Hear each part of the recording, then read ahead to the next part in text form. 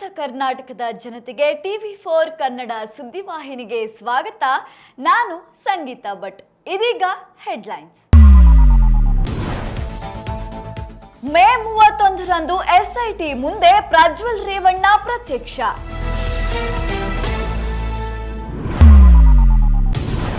ಪದವೀಧರರ ಕ್ಷೇತ್ರ ಚುನಾವಣೆ, ದೇವೇಗೌಡ ಗೆಲುವಿನ ಜಂಟಿ ಕಾರ್ಯತಂತ್ರ. ಕಾಂಗ್ರೆಸ್ಗೆ ಕಗ್ಗಂಟಾದ ಪರಿಷತ್ ಅಭ್ಯರ್ಥಿಗಳ ಆಯ್ಕೆ. ಜೂನ್ 1ರಿಂದ 4 ಮತ್ತು 6ರಂದು ಮದ್ಯ ಮಾರಾಟ ನಿಷೇಧ. ಕುಸಿದ ರಾಹುಲ್ ಗಾಂಧಿ ಇದ್ದ ವೇದಿಕೆ.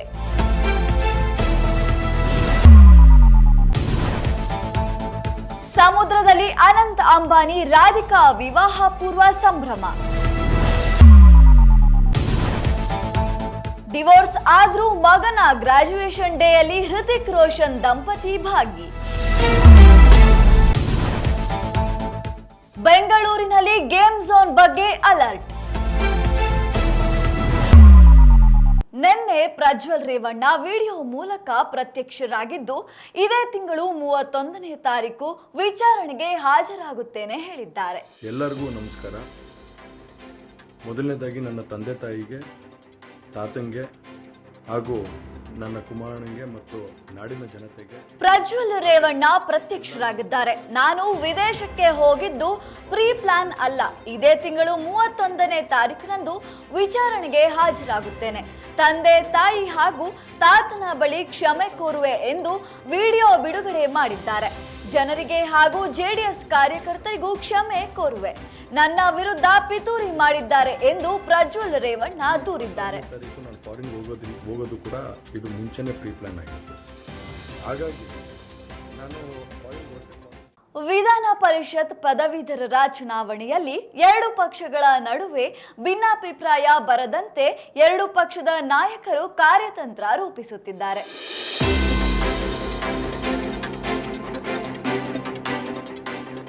ವಿಧಾನ ಪರಿಷತ್ನ ಬೆಂಗಳೂರು ಪದವೀಧರರ ಕ್ಷೇತ್ರದ ಬಿಜೆಪಿ ಅಭ್ಯರ್ಥಿ ದೇವೇಗೌಡ ಪರ ಪ್ರಚಾರದಲ್ಲಿ JDS ಮತ್ತು ಬಿಜೆಪಿ ಕಾರ್ಯಕರ್ತರ ನಡುವೆ ಹೊಂದಾಣಿಕೆ ಕೊರತೆ ಉದ್ಭವಿಸದಂತೆ ಎಚ್ಚರಿಕೆಯ ಹೆಜ್ಜೆ ಇರಿಸಲು ಉಭಯ ಪಕ್ಷಗಳ ನಾಯಕರು ನಿರ್ಧರಿಸಿದ್ದಾರೆ. JDS ರಾಜ್ಯ ಘಟಕದ ಕಚೇರಿಯಲ್ಲಿ ಬಿಜೆಪಿ JDS ಜಂಟಿ ಸಮನ್ವಯ ಸಮಿತಿ ಸಭೆ ನಡೆಯಿತು. JDS ರಾಜ್ಯ ಘಟಕದ ಅಧ್ಯಕ್ಷ HD ಕುಮಾರಸ್ವಾಮಿ ಮತ್ತು ವಿಧಾನಸಭೆ ವಿರೋಧ ಪಕ್ಷದ ನಾಯಕ R ಅಶೋಕ್ ಮುಖಂಡರು ಪಾಲ್ಗೊಂಡಿದ್ದರು.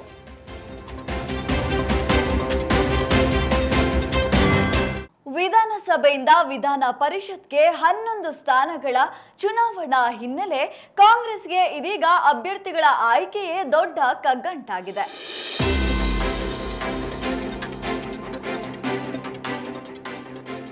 ವಿಧಾನಸಭೆಯಿಂದ ವಿಧಾನ ಪರಿಷತ್ಗೆ 11 ಸ್ಥಾನಕ್ಕೆ ಚುನಾವಣೆ ಹಿನ್ನೆಲೆ ಕಾಂಗ್ರೆಸ್ ಪಾಳಯಕ್ಕೆ ಅಭ್ಯರ್ಥಿಗಳ ಆಯ್ಕೆಯೇ ಭಾರಿ ದೊಡ್ಡ ಕಗ್ಗಂಟಾಗಿದೆ. ಕಾಂಗ್ರೆಸ್ಗೆ ಸಿಗುವ 7 ಸ್ಥಾನಗಳಿಗೆ 106 ಆಕಾಂಕ್ಷಿಗಳಿದ್ದು, ಶಾರ್ಟ್ ಲಿಸ್ಟ್ ಹಿಡಿದು CM ಸಿದ್ದರಾಮಯ್ಯ ಮತ್ತು DCM DK ಶಿವಕುಮಾರ್ ದೆಹಲಿಗೆ ತೆರಳಿದ್ದಾರೆ. ಇದೇ ಮೇ 28, 29ಕ್ಕೆ ದೆಹಲಿಗೆ ತೆರಳಿರುವ CM ಮತ್ತು DCM ಹೈಕಮಾಂಡ್ ನಾಯಕರ ಜೊತೆ ಅಭ್ಯರ್ಥಿಗಳ ಆಯ್ಕೆಯ ಬಗ್ಗೆ ಚರ್ಚೆ ನಡೆಸಿ ಬಳಿಕ ಅಧಿಕೃತ ಹೆಸರು ಪ್ರಕಟಿಸುವ ಸಾಧ್ಯತೆ ಇದೆ.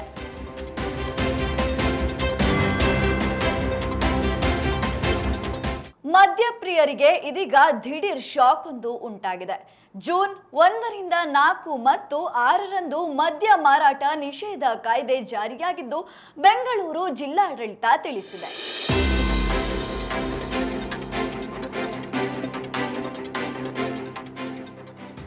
ವಿಧಾನ ಪರಿಷತ್ ಚುನಾವಣೆ ಮತ್ತು ಲೋಕಸಭಾ ಚುನಾವಣೆ ಮತ ಎಣಿಕೆ ಇರುವುದರಿಂದ ಜೂನ್ 1ರಿಂದ 4 ಮತ್ತು 6ರಂದು ಮದ್ಯ ಮಾರಾಟವನ್ನು ನಿಷೇಧಿಸಿ ಬೆಂಗಳೂರು ಜಿಲ್ಲಾಡಳಿತ ಆದೇಶ ಹೊರಡಿಸಿದೆ. ಬೆಂಗಳೂರು ವ್ಯಾಪ್ತಿಯಲ್ಲಿ ಜೂನ್ 1ರಂದು ಮಧ್ಯಾಹ್ನ 1 ಗಂಟೆಯಿಂದ ಜೂನ್ 4ರ ಮಧ್ಯರಾತ್ರಿ 12ರವರೆಗೆ ಮದ್ಯವನ್ನು ಮಾರಾಟ ಅಥವಾ ಪೂರೈಕೆ ಮಾಡುವಂತಿಲ್ಲ. 5ರಂದು ಎಂದಿನಂತೆ ಮದ್ಯ ಮಾರಾಟಕ್ಕೆ ಅವಕಾಶವಿದ್ದು ಜೂನ್ 6ರಂದು ಮತ್ತೆ ಮದ್ಯ ಮಾರಾಟ ನಿಷೇಧಿಸಲಾಗಿದೆ.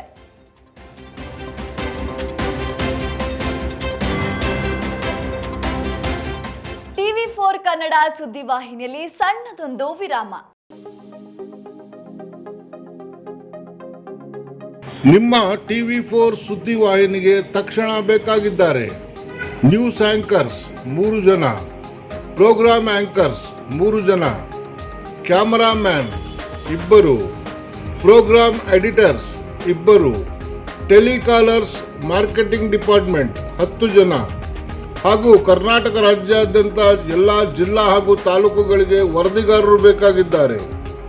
ಆಸಕ್ತರು ತಕ್ಷಣ ಸಂಪರ್ಕಿಸಿ 7019774617.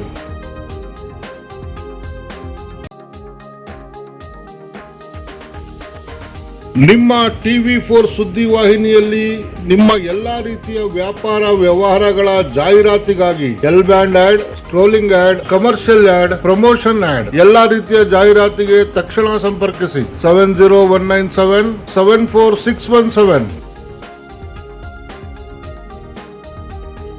ವಿರಾಮದ ನಂತರ TV4 ಕನ್ನಡ ಸುದ್ದಿವಾಹಿನಿಗೆ ಸ್ವಾಗತ. ಕಾಂಗ್ರೆಸ್ ನಾಯಕ ರಾಹುಲ್ ಗಾಂಧಿ ಇದೀಗ ದೊಡ್ಡ ಅವಘಡದಿಂದ ಪಾರಾಗಿದ್ದಾರೆ.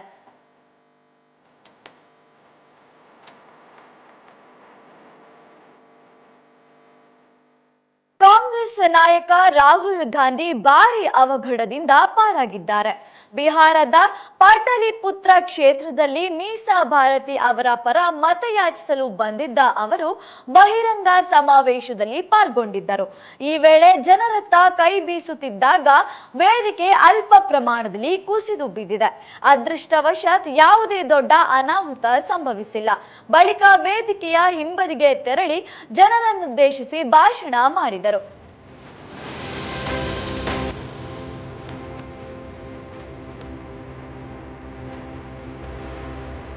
ಅನಂತ್ ಅಂಬಾನಿ ಮತ್ತು ರಾಧಿಕಾ ಅವರ ಮದುವೆಯ ಪೂರ್ವ ಆಚರಣೆಗಳು ಸಮುದ್ರದಲ್ಲಿ ಪ್ರಾರಂಭವಾಗಿದೆ.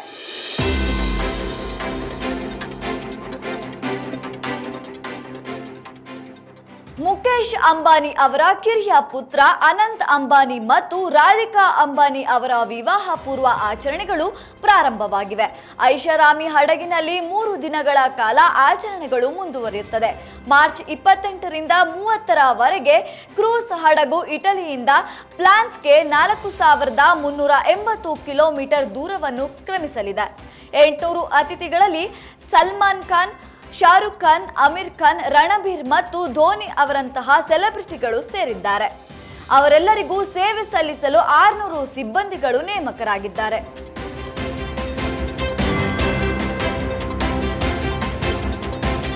ಡಿವೋರ್ಸ್ ಆಗಿದ್ದರೂ ಸಹ ಹೃತಿಕ್ ರೋಷನ್ ದಂಪತಿಗಳು ತನ್ನ ಮಗನ ಗ್ರಾಜುಯೇಷನ್ ಡೇ ಹೊತ್ತು ಹಾಜರಾಗಿದ್ದಾರೆ.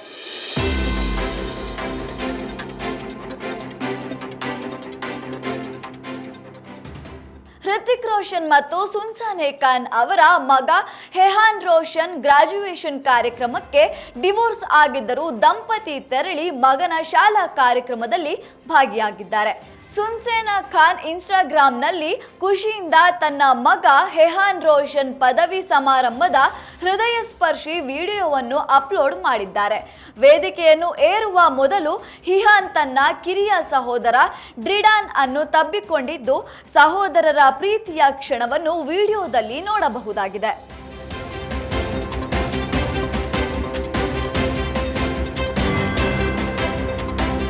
ಗುಜರಾತ್ನ ಗೇಮ್ ಝೋನ್ ಬೆಂಕಿ ಅನಾಹುತದಿಂದ ಎಚ್ಚೆತ್ತುಕೊಂಡಂತಹ ರಾಜ್ಯ ಸರ್ಕಾರ ಇದೀಗ ಬೆಂಗಳೂರಿನಲ್ಲಿ ಗೇಮ್ ಝೋನ್ ಅಲರ್ಟ್ ಅನ್ನು ಘೋಷಿಸಲಾಗಿದೆ.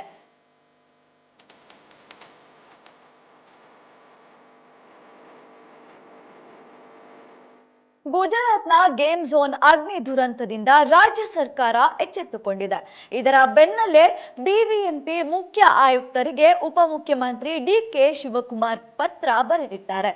ಬೆಂಗಳೂರಿನ ಮಾಲ್ಗಳಲ್ಲಿಯೂ ಗೇಮ್ ಝೋನ್ಗೆ ಅವಕಾಶವಿದ್ದು ಇಂಥ ಗೇಮ್ ಝೋನ್ಗಳಲ್ಲಿ ಅಗತ್ಯ ಕ್ರಮ ವಹಿಸಬೇಕು. ಅಗತ್ಯ ಕ್ರಮ ಕೈಗೊಳ್ಳಲಾಗಿದೆಯೇ ಎಂದು ಪರಿಶೀಲಿಸಿ ವರದಿ ನೀಡಲು ಬಿಬಿಎಂಪಿ ಆಯುಕ್ತ ತುಷಾರ್ ಗಿರಿನಾಥ್ ಅವರಿಗೆ ಸೂಚನೆ ನೀಡಿದ್ದಾರೆ.